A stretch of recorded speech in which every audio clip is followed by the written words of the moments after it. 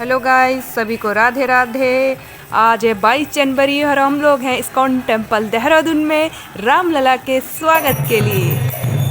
ये हमारे श्री जगन्नाथ बलदेव सुभद्रा सुदर्शन महाराज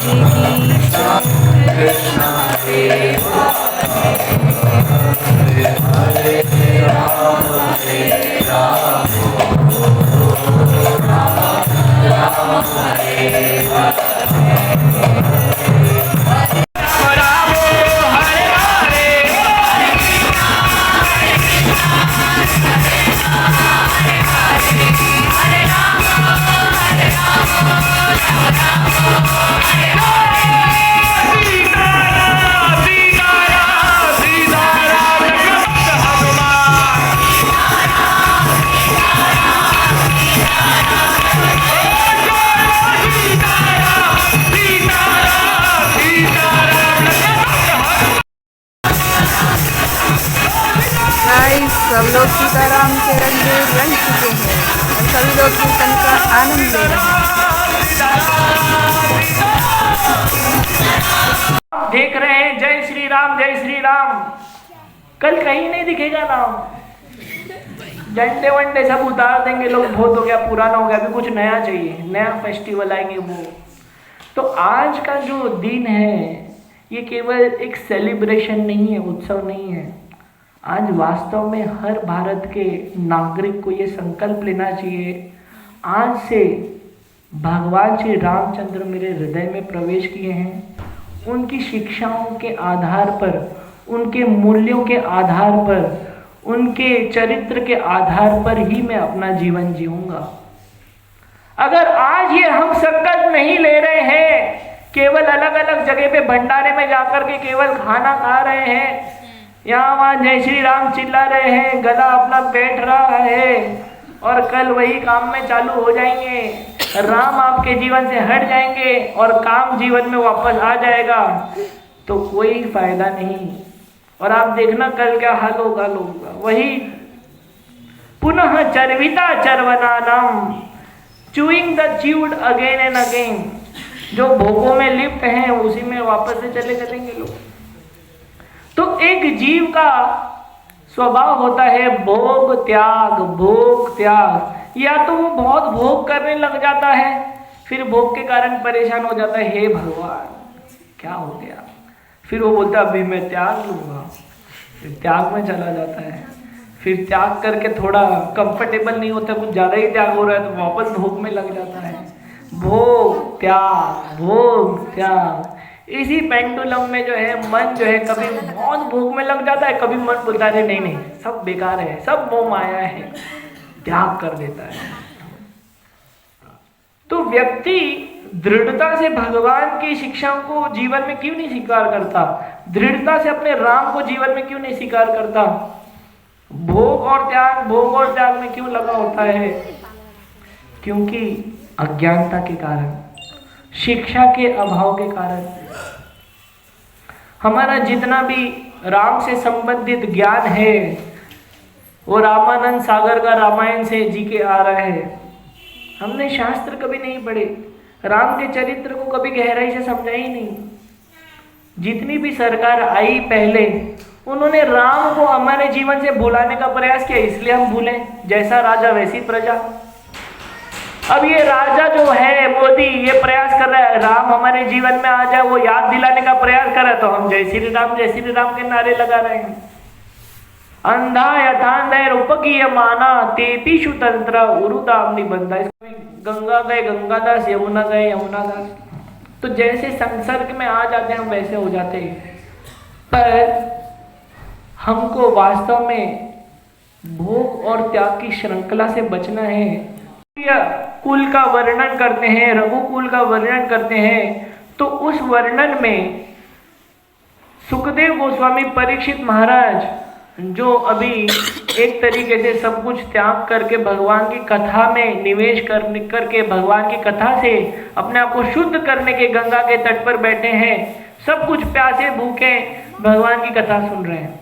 राजा होकर के भी कितना महत्व दे रहे हैं अपने जीवन में कथा को। तो 9वां स्कंद है, करीबन 5-6 दिन हो ही गए हैं।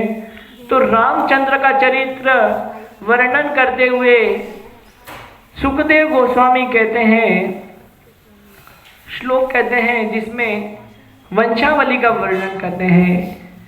श्री सुख उवाच खट्वांग दीर्घ बाहुश्च रघुस्तस्मात् पृथुश्रवः अजस्ततो महाराजस तस्मात् दशरथो भवेत्।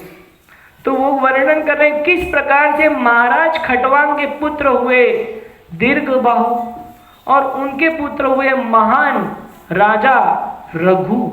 दीर्घ बाहु के पुत्र हुए राजा रघु, राजा रघु के पुत्र हुए अज, अज के पुत्र हुए दशरथ महाराज। बोलो दशरथ महाराज की जय।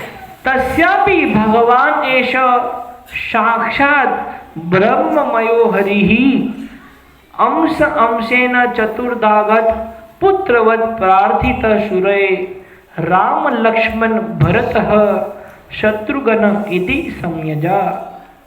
यहाँ पर वर्णन है देवी देवताओं के प्रार्थना करने के कारण तस्यापि भगवान एष साक्षात ब्रह्ममयो हरि, जो साक्षात ब्रह्ममय है, हरि जो इस त्रिलोक के नाथ है, त्रिलोकी नाथ, वह भगवान जो है अंशेन चतुर्दागत, वही भगवान अपने चतुर अंश के साथ जो है अवतरित हुए पुत्रवत प्रार्थित सुरे, देवताओं ने प्रार्थना करने के उपरांत।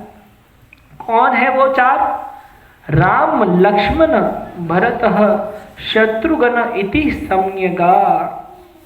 राम भरत शत्रुघ्न और लक्ष्मण, ये चार उनके नाम हैं। फिर सुखदेव गोस्वामी कहते हैं, हे राजा परीक्षित, तस्यानुचरितम राजन ऋषिभि तत्वदर्शिभि श्रुतम ही वर्णितम भूरि त्वया सीतापतेर्मुहु। वो कहते हैं तस्या अनुचरितम राजन, उस भगवान श्री रामचंद्र की जो चरित्र है, जो लीला है, हे राजन, जिनको ऋषि भी तत्वदर्शी भी, जो बड़े बड़े महान ऋषि तत्वदर्शी वाल्मीकि जैसे लोगों ने, संतों ने गाया है, श्रुतम ही वर्णितम भूरि, आपने भगवान श्री राम की कथा संतों के माध्यम से बहुत बार सुनी है। श्रुतम ही वर्णितम भूरि, भूरि का अर्थ है बहुत बार आपने सुनी है।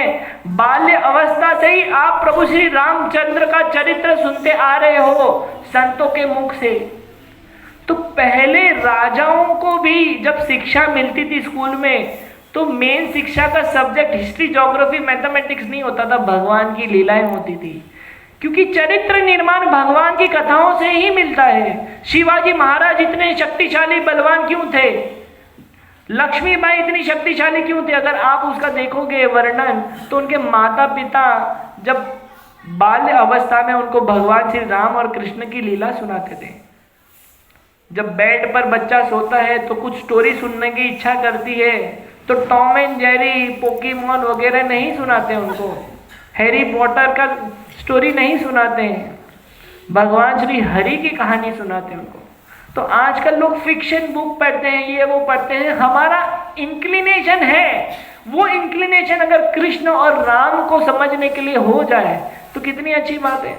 इसीलिए उनके अंदर ऐसा चरित्र होता था। आज लोग इतने डरपोक हैं, थोड़ा कहीं पर हुआ भाग जाते, तुरंत छुप जाएंगे, क्योंकि भगवान की कथा नहीं सुनी है लोगों ने। इतने डरपोक हैं लोग।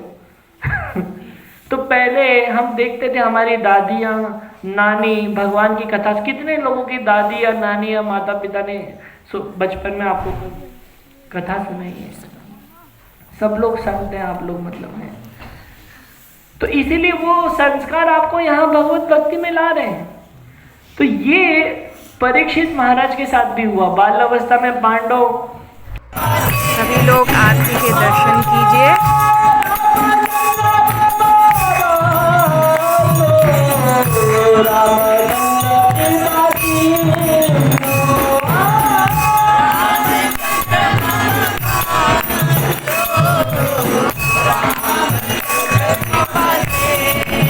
गाइस, आरती के बाद हम सभी लोगों ने हरे कृष्णा महामंत्र पर खूब सारा डांस किया और अपने जगन्नाथ जी को लेकर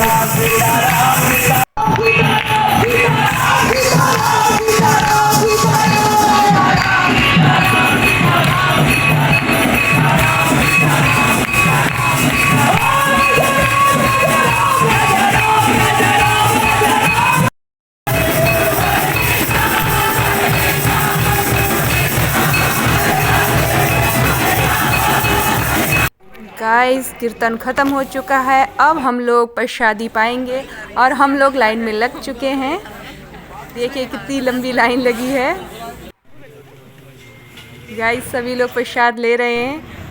हम भी प्रसाद के लाइन में लग चुके हैं और हमें प्रसाद मिल चुका है। ये है मेरे जगन्नाथ प्रभु का प्रसाद, सभी लोग पाइए।